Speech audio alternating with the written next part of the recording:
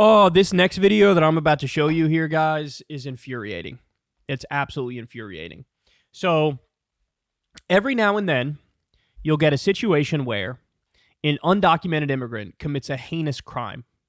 And I remember back to frickin' the early 2000s or the mid 2000s, O'Reilly, this would be his beat, find an undocumented immigrant that committed a heinous crime and then browbeat everybody and make the point like this person shouldn't even be here, so this crime shouldn't have happened. And the whole point of doing this is to demonize all undocumented immigrants based off the crimes of one undocumented immigrant, right? Because stop and think about it logically. You could do the same thing with a natural-born U.S. citizen. Like if you see a natural-born U.S. citizen commit a crime and you hyper-focus on it, and every time a natural-born U.S. citizen commits a crime, you do a shrieking segment where you highlight it, people are going to be left with the impression that, Jesus, all natural-born U.S. citizens are absolute fucking psychopaths and criminals. This is crazy. We got to do something about this, right? But obviously when it's undocumented immigrants, you know, it's easier to make that point because people will make the connection and say, oh, kick them all out, kick them all out. So anyway, and this is something Trump did recently too. Remember, it was either 2016 or 2020 at the RNC, he would bring up the victims' families of somebody who, you know, an undocumented immigrant committed a crime against, right? They bring up the victims' families and then have them give a speech and have them demonize immigrants, etc. Okay. It's a very cheap, dirty, disgusting trick.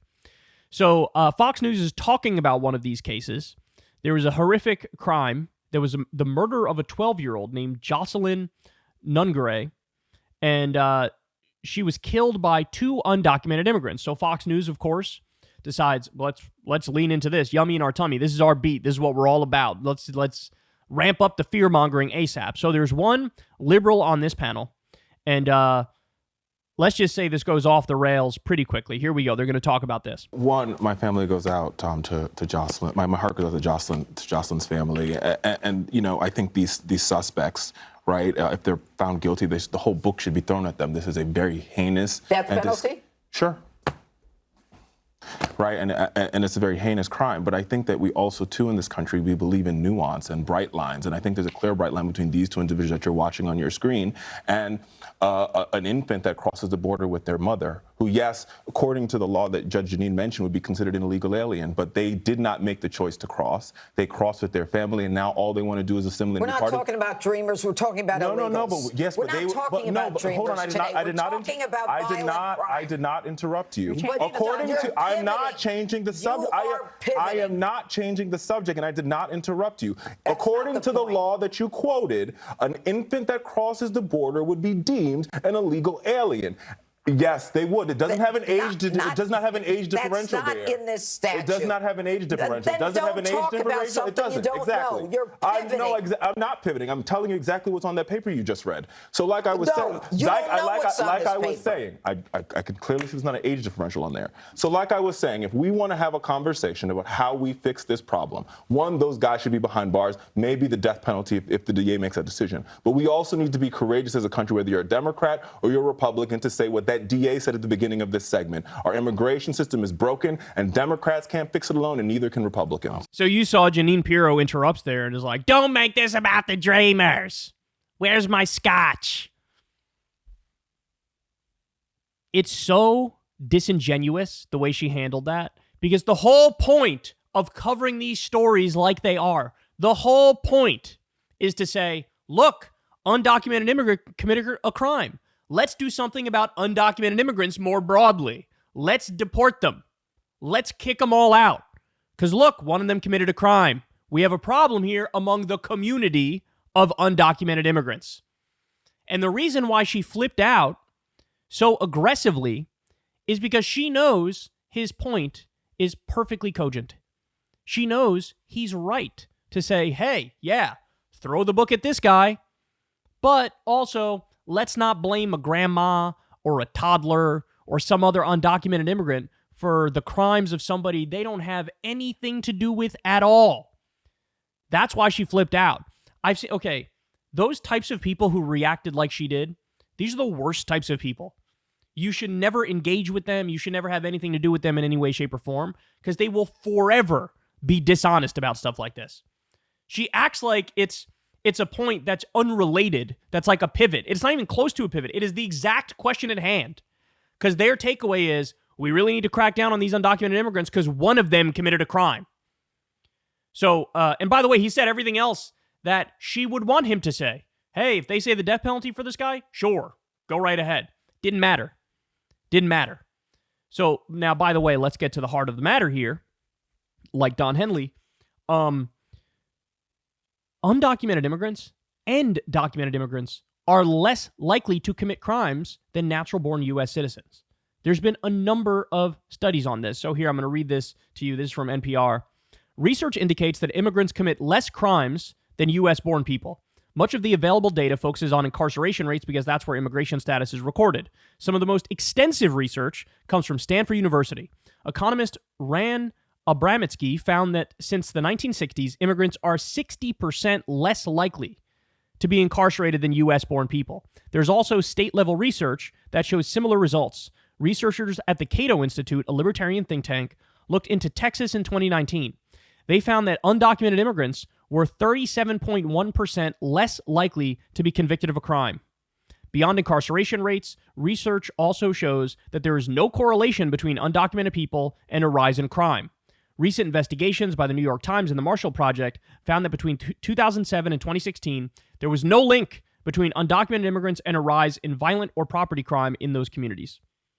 We've talked about that Cato Institute study before. Again, undocumented immigrants and documented immigrants are less likely to commit crimes than natural-born U.S. citizens. And by the way, you want to talk about the least true stereotypes I've ever heard in my life? It's the criminal immigrants, also the lazy, parasitic, welfare immigrants who just come in this country to get a check and sit on their couch. I've never heard less true stereotypes in my entire life. Literally every person whose immigration status is questionable that I know, every single one of them is the hardest working person I've ever seen in my life. So, if anything, the reality of the situation is the polar opposite of how they portray it on Fox News. Now, by the way, as I've told you guys before, I have no problem throwing the book at an undocumented immigrant criminal. I also have no problem having the rules and regulations in this country such that we don't allow in any violent criminals. I'm totally fine with that. I believe in having a border. I believe you could have reasonable rules and regulations and restrictions, and the primary one I would have is no violent criminals. Totally fine with that. But let's stop the gross fucking fear-mongering. The gross fear-mongering where, you find a family that had a victim of a crime and then you trot them out on the stage because the person who did the crime is an undocumented immigrant.